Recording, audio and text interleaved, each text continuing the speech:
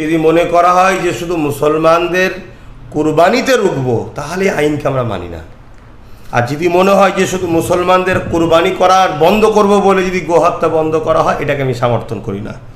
এবং আপনার পছন্দনীয় হালাল পশুকে কুরবানি করুন, সেটা দম্বা হতে পারে, উট হতে পারে, গরু হতে পারে, খাসি হতে পারে, যেটা আপনার পছন্দ সমর্থ অনুযায়ী করবেন, আল্লাহর খুশির জন্য করবেন, লোক দেখানো করবেন না, রেষারেষি করবেন না। বিশ্বের মুসলমানদের ঘরে শান্তির মেসেজ দেব, সবাই আমার জন্য দোয়া করবেন, আমি দোয়া করি। ঈদুল আজহা হজরত ইব্রাহিম আলাইহিসসালামের সুন্নাত, সেই সুন্নাতকে আমাদের জন্য আল্লাহ ওয়াজিব করেছে, সেই ইয়াদগার স্মৃতি পালন করুন। 2 রাকাত ওয়াজিব নামাজ আছে।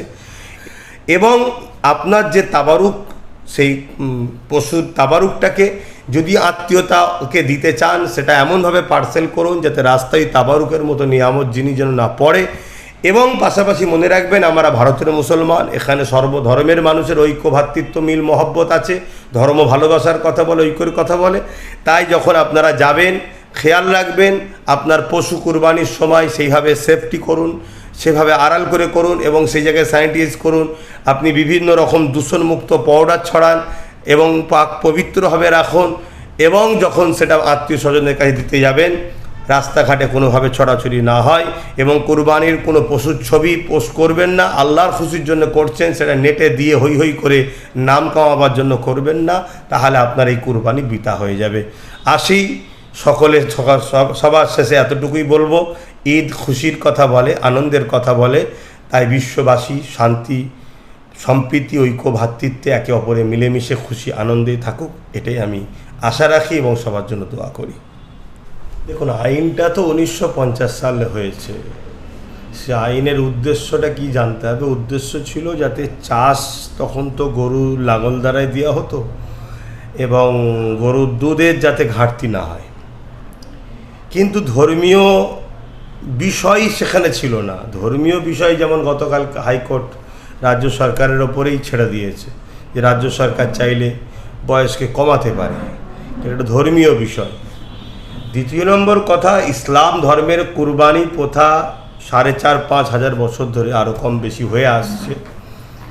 এখানে যে গরুটাই যে আমাদের নির্ভর এমনটা নয়। যেখানে যে জিনিসটা পাওয়া যায়, আরব দুনিয়ায় উট দুম্বা পাওয়া যায়, উট দুম্বার কুরবানি হয়।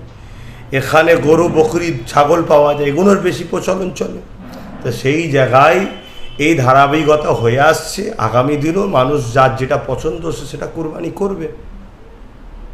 তাহলে কি গরু কুরবানি বাদ দিয়ে অন্য কোনো জন্তু কুরবানি করতে পারবে? যে কোনো হালাল জন্তুকে আল্লাহর খুশির জন্য, ইব্রাহিম সাল্লামের সেই স্মৃতিকে, ইয়াদগারকে সেলিব্রেশন করাবার জন্যে এই ওয়াজিব যাদের ওপরে মালের নেশাব, তাদেরকে কুরবানি দিতে হবে। সে গরুই দিতে হবে এমন তো ব্যাপার নয়, যে কোনো হালাল পশুকে দিতে পারে। তাহলে কি রাজ্য সরকারের এই আইনের কাছে কি মুসলমানরা হার মানল? না, মুসলমানদের হার জিতের তো কোনো প্রশ্ন নেই। আইন তার দীর্ঘদিন হয়ে আসছে, সেটাকে বাস্তবায়ন করা হয়নি। কিন্তু যদি মনে করা হয় যে শুধু মুসলমানদের কুরবানিতে রুখবো, তাহলে আইনকে আমরা মানি না। আর যদি মনে হয় যে এটা দেশের জন্য আইন, কোনোভাবে কোনো জায়গাতেই, যেটা 1950 সালের যে আইন হয়ে আসছে, কোনো জায়গাতেই চলবে না। অবশ্যই দেশের নাগরিক হিসাবে আইনকে সম্মান শ্রদ্ধা দেওয়া দরকার। আর এটা যদি শুধু একটা ধর্মকে টার্গেট করা হয়, তাহলে আমরা সেটা কোনোভাবেই মানি না, তাকে ধিক্কার জানাই। গোহত্যা বন্ধ করাকে আপনি সমর্থন করেন?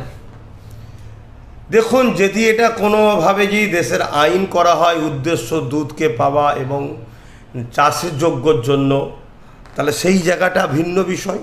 আর যদি মনে হয় যে শুধু মুসলমানদের কুরবানি করা বন্ধ করব বলে যদি গোহত্যা বন্ধ করা হয়, এটাকে আমি সমর্থন করি না। যদি মনে হয় যে এটা হিন্দু ধর্মের ধর্মীয় একটা কোনো ভাবাবেগে আঘাত লাগছে, তাহলে সেই আমরা ভাইচারার দিকে খেয়াল করে জাতি, ধর্ম, বর্ণ নির্বিশেষে সমস্ত ক্ষেত্রে আমরা মিলেমিশে আছি মানুষের ঐক্য স্বার্থে। আমি মনে করি সেই জায়গায় আমাদের বিবেক বিবেচনা করা দরকার। কিন্তু তার আগে বড় বড় যে কোম্পানি আছে, যেখানে ডেলি লক্ষ লক্ষ গরুকে আমাদের ভাষায় জবাই করা হচ্ছে, অন্যজনদের ভাষায় হত্যা, তাহলে সেইগুলোকে আগে বন্ধ হওয়া দরকার। আগে যদি সেগুলোকে বন্ধ করে টোটালটা বন্ধ করতে পারে, 1950-এর আইনকে লাগু করার জন্যে, তাহলে অবশ্যই দেশের নাগরিক হিসেবে আইনকে সম্মান করা দরকার। রাজ্য সরকার সামনের মাস থেকে ইমাম, মুয়াজ্জিন ও পুরোহিতদের ভাতা বন্ধ করলো, কি বলবেন? আমরা আগে থেকেই বলেছি ভিক্ষা কখনো ইমাম নিতে পারে না। পুরোহিতের বিষয়টা আমি বলতে পারছি না। ইমাম, মুয়াজ্জিন তারা আমাদের সম্মানীয় ব্যক্তি, তারা ভিক্ষা নেবে কেন? আমি আশা রাখবো রাজ্য সরকার ভিক্ষা যেমন বন্ধ করেছে, ইমাম, মুয়াজ্জিন তারাও এই সমাজের একটা অংশ। তাই রাজ্য সরকার বর্তমান যে আছে, বিজেপি থেকে যিনি হয়েছেন, ইমাম, মুয়াজ্জিনদের তারাও দেশের নাগরিক, রাজ্যের নাগরিক। তাদের সার্বিক উন্নতির স্বার্থে তাদের ছেলেপুলেদের পড়াশোনা, যেটা আমাদের দাবি ছিল আগে থেকে, তাদের রুজি রুটির জন্যে যে সংবিধান যে রাইট দিয়েছে, সেটার জন্য কোনো কর্মসংস্থানের আরও ব্যবস্থা করা হোক। কেন ইমাম, মুয়াজ্জিনদের 5 ওয়াক্ত নামাজ পড়ানো ছাড়া বাকি যে সময় আছে, সেই সময় বিভিন্ন শিক্ষা প্রতিষ্ঠানে শিক্ষাদান করতে পারবে। আরও অন্য হস্তশিল্প, কুটির শিল্প, বিভিন্ন কিছু যদি কাজের ব্যবস্থা করা যায়, সে কাজও করতে পারবে।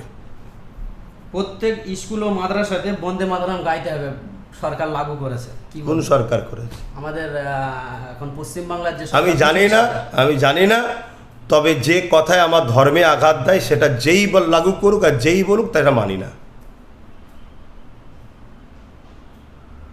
কবে লাগু করেছে এটা? আগামীকাল কাল থেকে শুরু করলো, ঘোষণা দিয়েছে সরকারিভাবে। জায়গা আমার কাছে রিপোর্ট এখন নেই, তবে আমি এতটুকু বলতে পারি, আমার ধর্মে বাধা দেবে এমন কোনো ফোর্স আমাদেরকে করার সরকারের ক্ষমতা নাই। এটা সংবিধান বিরোধী হবে এবং দেশ বিরোধী কাজ হবে। তারা তো এই ডিলেট ভোটারের পেছনে তাদের হাত আছে। সরকার, টিএমসি সরকারের জন্যই তো আজকে এই সমস্যাটা হলো। না, অন্য অন্য রাজ্যে যত ডিলেট ভোটার আছে, ভোট পরবর্তীতে সেগুলোকে সংযোজন করা হয়েছে, সংশোধন করে ক্লিয়ার করে দেওয়া হয়েছে।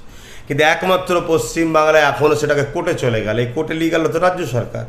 অতএব বিজেপি তো চাইছে মানুষের ক্ষতি করব, কিন্তু বিজেপিকে এই রাজ্যে সহজ সরলভাবে রাস্তা করে দিয়েছে এই বিগত যে টিএমসি সরকার ছিল। তাই সেই অন্যায়ের সঙ্গে সেও তো অর্থপ্রত্যভাবে জড়িয়ে আছে, তাই সে কথা বলতে পারছে না। বর্তমান টিএমসি সরকার ধ্বংসের পিছনে কি নওশাদের হাত বলে আপনি মানেন? না, নওশাদ প্রচার করেছে, অবদান যেমন আছে। সরকার ধ্বংস হচ্ছে নিজের কর্মের জন্যে, নিজের ঔদ্ধত্য, অভিষেককে বেশি গুরুত্ব দেওয়া, তারপরে দলের মধ্যে মস্তানি, গুন্ডাগিরি, এই পয়সা দাও, তুলা, তারপরে প্রশাসনকে দিয়ে নিরীহ মানুষের উপরে যে স্ট্রিম লোডার চালানো, অত্যাচার করা, তারপরে ধর্মের সুশ্রী দিয়ে মুসলমান সমাজকে মুখে দরদ দেখিয়েছে। মুসলমানদের ঈদগায় যাওয়া, মুসলমানদের ইফতার পার্টিতে যাওয়া, মুসলিম মুখে করেছে। অপরদিকে আমার অন্য সমাজের ভাইদের ঘরে মেসেজ দিয়েছে, তোমরা এক হও, আমার থেকে সরে যাও।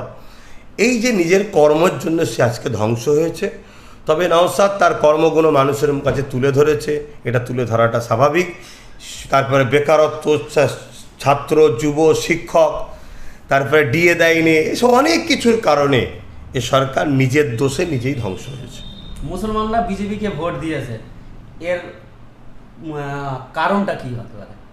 সেটা তাকে জিজ্ঞেস করলে ভালো হয়। তবে আমি মনে করি, আগেও বলেছি, যে হুকুমাত ইসলামের সঙ্গে ইসলামের বিরোধী করবে সেই হুকুমাতকে, এবং যারা জুলুম করবে সেই হুকুমাতকে আমার ধর্মীয়ভাবে তাকে সাপোর্ট করা, তাকে ভোট দেওয়া কোনোভাবেই জায়েজ নয়, সেটা হারাম হবে।